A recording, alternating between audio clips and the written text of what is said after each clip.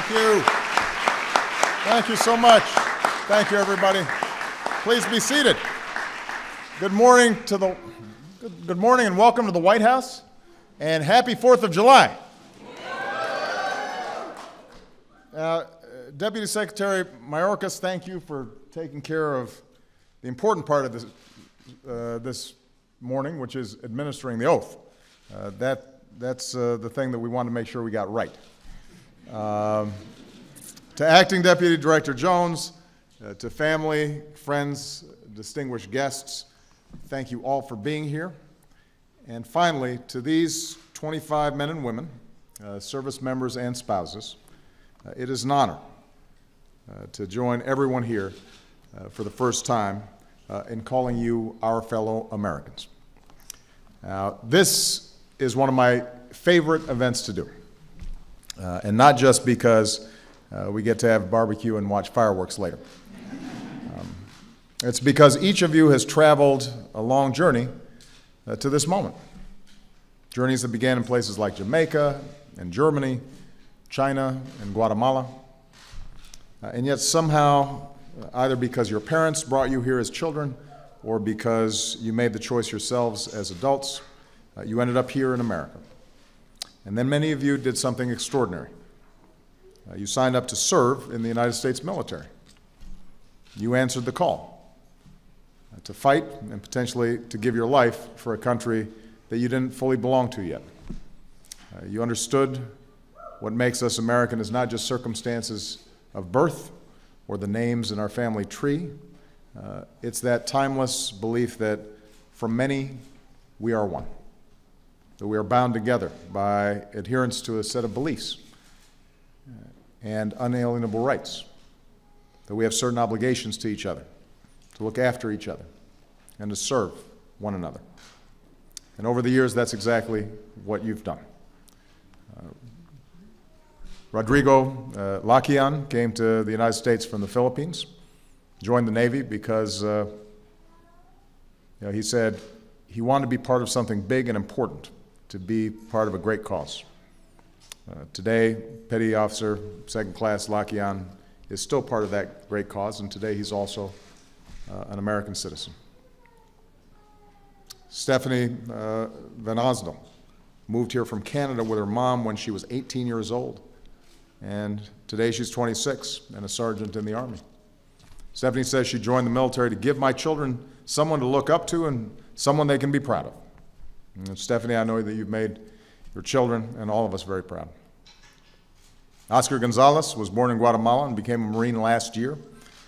Becoming a citizen, he says, means becoming part of a society that strives and stands for good all around the world. Just being a part of that makes me complete. Well, Oscar, welcoming you as an American citizen makes our country a little more complete, so thank you.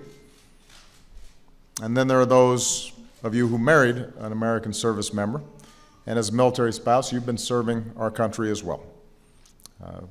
Dinah Baker is originally from Kenya, met her husband, Cowain, in Germany. Today she's a nurse at Frederick Memorial Hospital in Maryland, and she and her husband have 4 beautiful children. In Diana's words, becoming a citizen of the United States is like joining a club of the best. And I agree. Congratulations, Diana, on joining the club. Together, all of you remind us that America is and always has been a nation of immigrants. Throughout our history, immigrants have come to our shores in wave after wave from every corner of the globe. Every one of us, unless we're Native American, has an ancestor who was born somewhere else.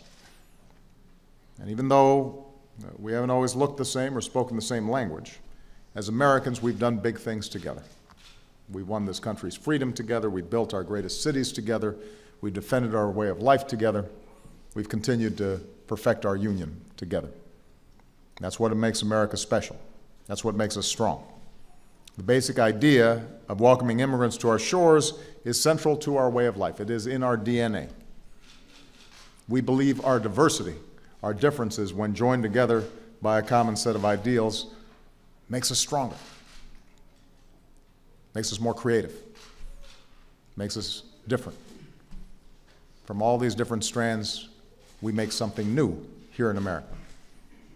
And that's why, if we want to keep attracting the best and the brightest from beyond our shores, we're going to have to fix our immigration system, which is broken, and pass common sense immigration reform. We shouldn't be making it harder for the best and the brightest to come here and create jobs here and grow our economy here. We should be making it easier.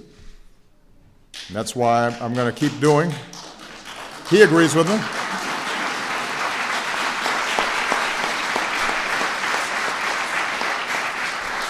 So I'm going to keep doing everything I can do to keep making our immigration system smarter and more efficient, so hardworking men and women, like all of you, have the opportunity to join the American family and to serve our great nation, so we can be stronger and more prosperous and more whole together.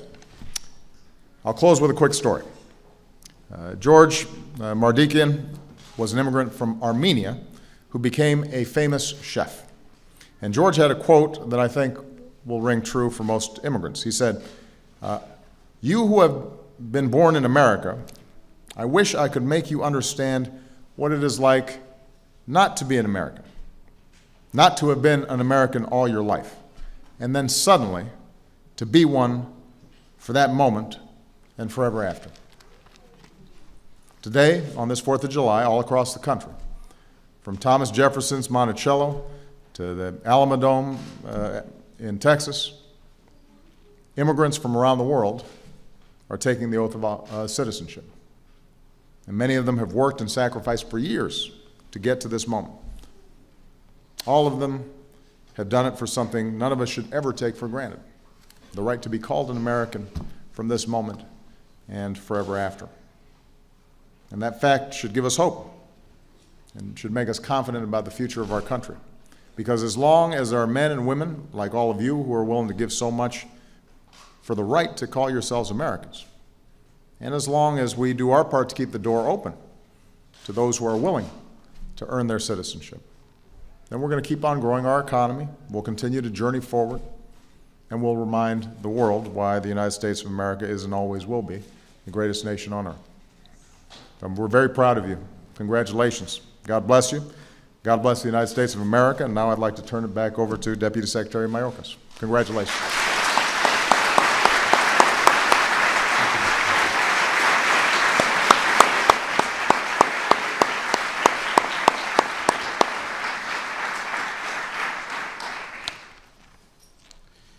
The United States has always benefited from the contributions of immigrants, from entrepreneurs, scientists, teachers, and cultural icons to members of the United States Armed Forces. Their achievements enrich us all.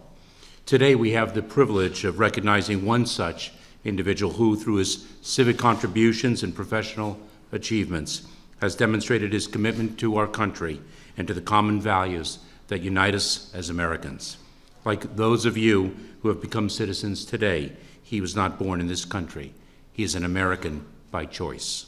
Chef Jose Andres Puerta received his United States citizenship in November 2013, but he has been an active member of the community since he first arrived in the United States. Nearly 20 years ago, he began volunteering in the DC Central Kitchen, and now he is the organization's chairman emeritus. He serves as chair of the LA Kitchen in addition to his international philanthropic work through his own organization, the World Central Kitchen. He has worked alongside Mrs. Obama for the Let's Move campaign to end childhood obesity and is developing a school-age integrated food curriculum with the program School Without Walls. All of this while running restaurants across the country, including local restaurants Zaitinia, Jaleo, Minibar, and American Eats Tavern. Chef Jose Andres has received dozens of awards for his culinary innovations, including the James Beard Award for Outstanding Chef, the highest honor for a chef. He was recently honored by Refugees International, recognized with the esteemed Hispanic Heritage Award, and in 2012, Time magazine named him one of the world's 100 most influential people. Chef Jose Andres Puerta, it is our honor to recognize you as an outstanding American by choice. Thank you for all that you have done and continue to do for our community and our nation. Congratulations.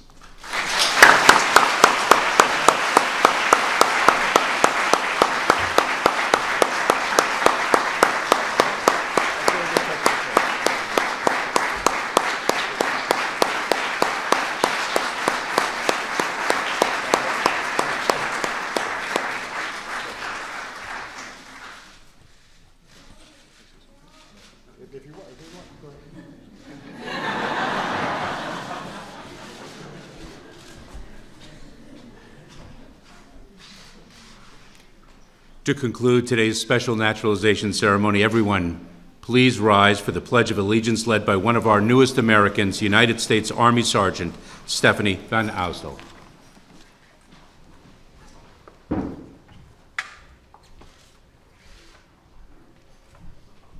I pledge allegiance to the flag of the United States of America and to the republic for which it stands, one nation, under God, with liberty and justice for all. That's okay.